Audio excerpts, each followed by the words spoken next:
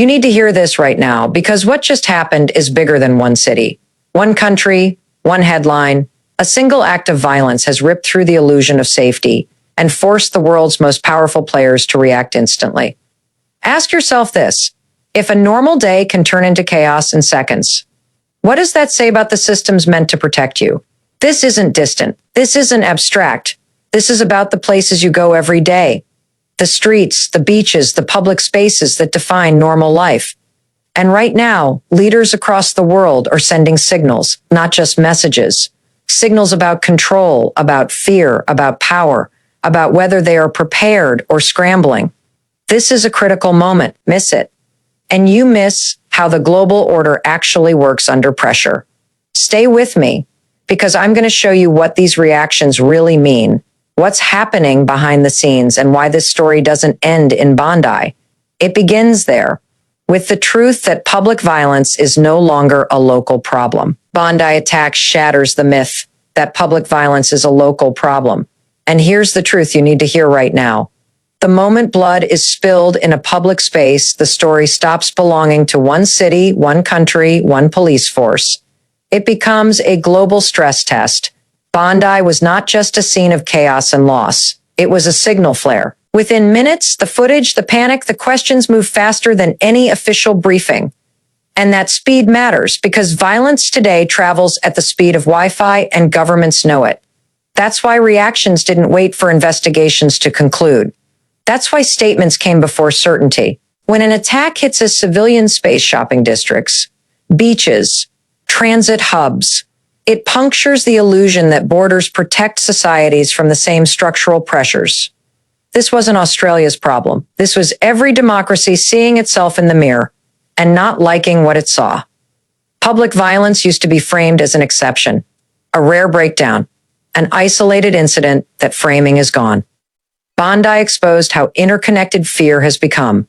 Markets react, travel advisories shift, intelligence agencies reassess threat matrices, political leaders calculate not just sympathy but vulnerability, and the public absorbs a new message. If it can happen there, it can happen here. That's the psychological contagion no one likes to name. It's not panic. It's pattern recognition.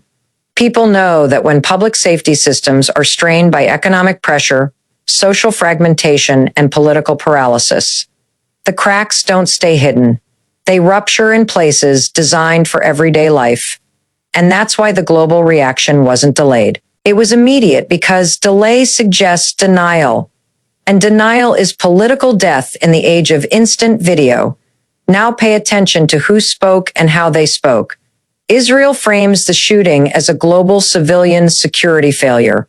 And that choice of framing is not accidental. It's strategic clarity. Israel's response moved quickly to condemn the attack, express solidarity, and emphasize the targeting of civilians. That language matters.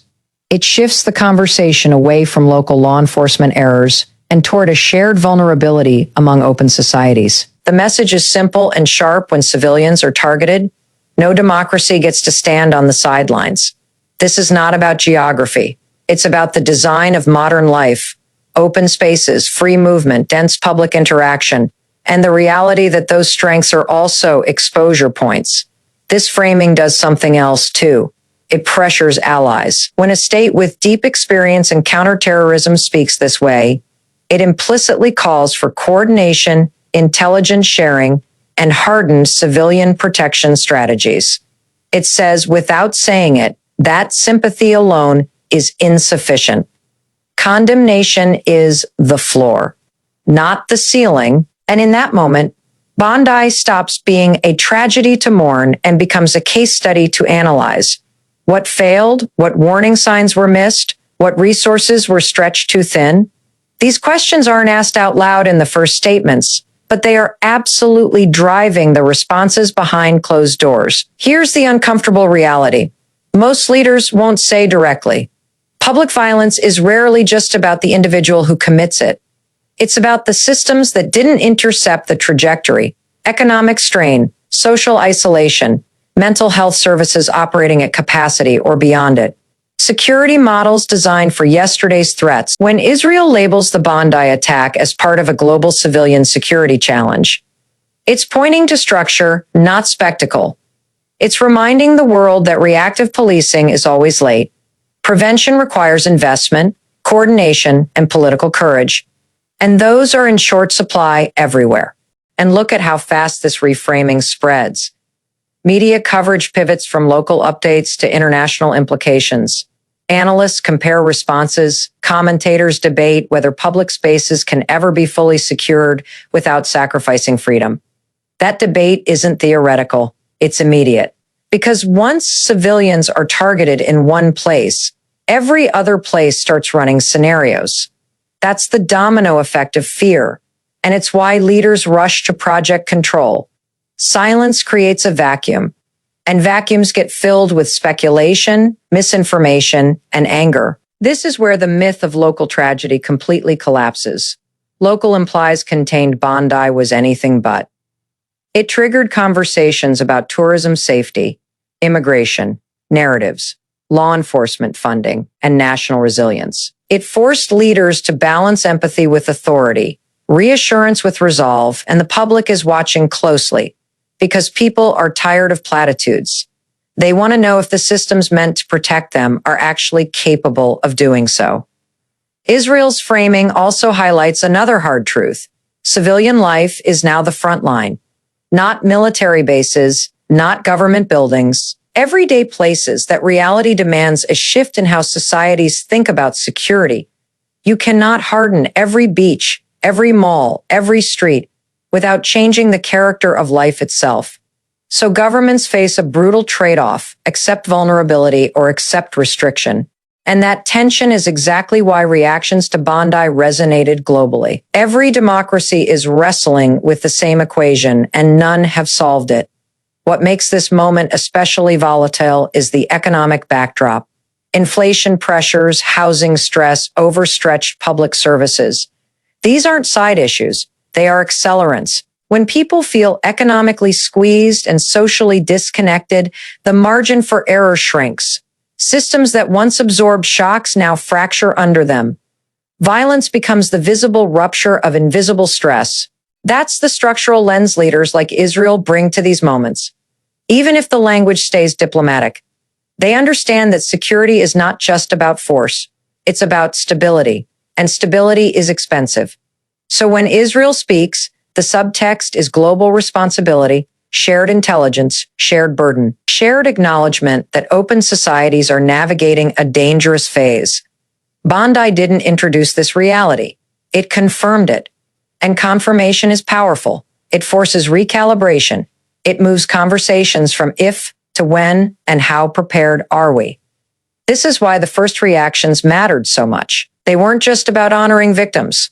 They were about signaling awareness, about telling citizens, allies, and adversaries that the world is watching and recalculating. Because in moments like this, leadership is measured not only by compassion, but by clarity.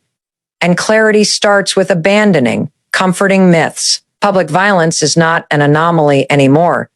It's a stress signal. And the global response to Bondi, especially the way Israel framed it, shows that governments know it. The question is whether they will act on that knowledge or continue to manage the optics. While the underlying pressures build, silently, relentlessly beneath the surface, Trump uses the tragedy to push a law and order warning, and he does it fast, deliberately, and without hesitation. Within hours, his reaction reframes the Bondi shooting as evidence of a world slipping out of control when leadership is weak and systems hesitate. This is not a condolence. First response. It's a control first message. Strength, enforcement, authority. He presents violence not as a complex failure, but as a predictable outcome of lax governance. The urgency is intentional. In moments like this, fear is political currency, and Trump spends it to argue that only decisive power can restore order. Use response signals calm language, urgent behind the scenes concern. And that contrast matters. Official statements are measured, empathetic, diplomatic. But calm wording does not mean calm reality. Federal agencies monitor, allies coordinate, intelligence channels light up. The tone is restraint, but the machinery is moving quickly because every public attack raises the same alarm. Could this spread? Could it repeat? Could it expose another blind spot? Public reassurance is the surface, operational urgency is underneath. Trump uses the tragedy to push a law and order warning, and he does it fast, deliberately, and without hesitation. Within hours, his reaction reframes the Bondi shooting as evidence of a world slipping out of control when leadership is weak and systems hesitate. This is not a condolence first response. It's a control first message, strength, enforcement, authority. He presents violence not as a complex failure, but as a predictable outcome of lax governance. The urgency is intentional. In moments like this, fear is political currency, and Trump spends it to argue that only decisive power can restore order. Us response signals calm language, urgent behind the scenes concern, and that contrast matters. Official statements are measured, empathetic, diplomatic, but calm wording does not mean calm reality. Federal agencies monitor, allies coordinate, intelligence channels light up.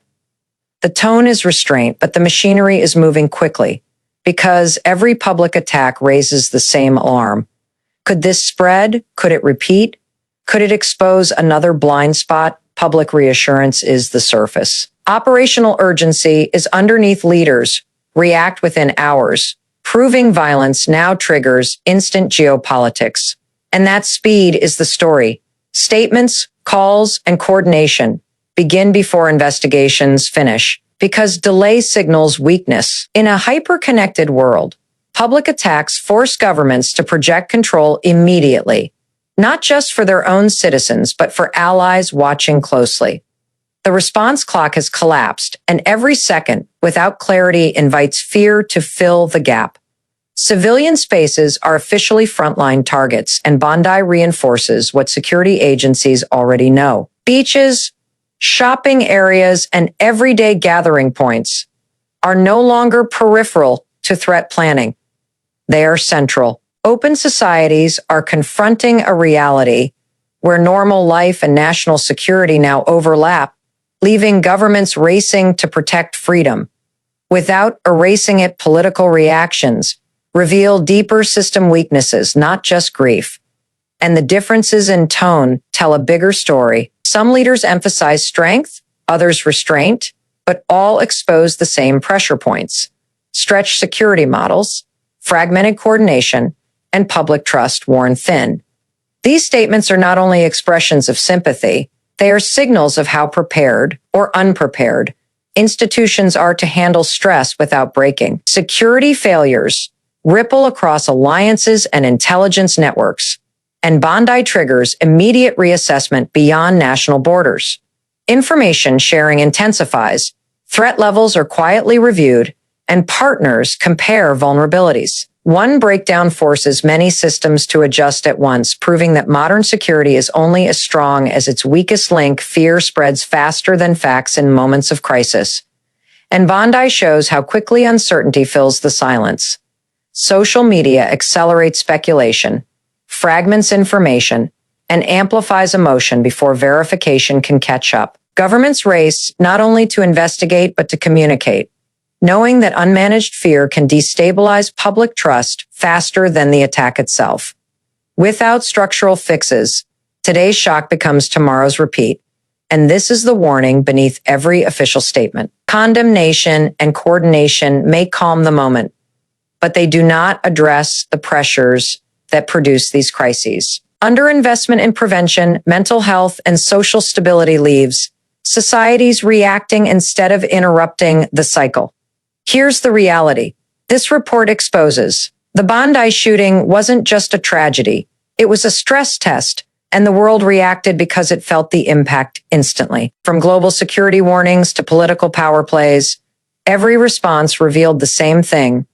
Our systems are under strain, and ordinary people sit at the center of that pressure. Civilian life has become the front line. Fear travels faster than facts, and without real structural fixes, shock becomes routine. This matters to you because safety, stability, and trust are not guaranteed. They are choices governments make or avoid. Staying informed is no longer passive. It's a form of protection. This is USA World Reports, where we don't just tell you what happened. We explain why it matters and what comes next. If this opened your eyes, don't keep it to yourself. Share it. Subscribe, stay connected, and stay ahead of the shifts shaping your world. We're building an informed audience that refuses to look away because the next global moment is already forming.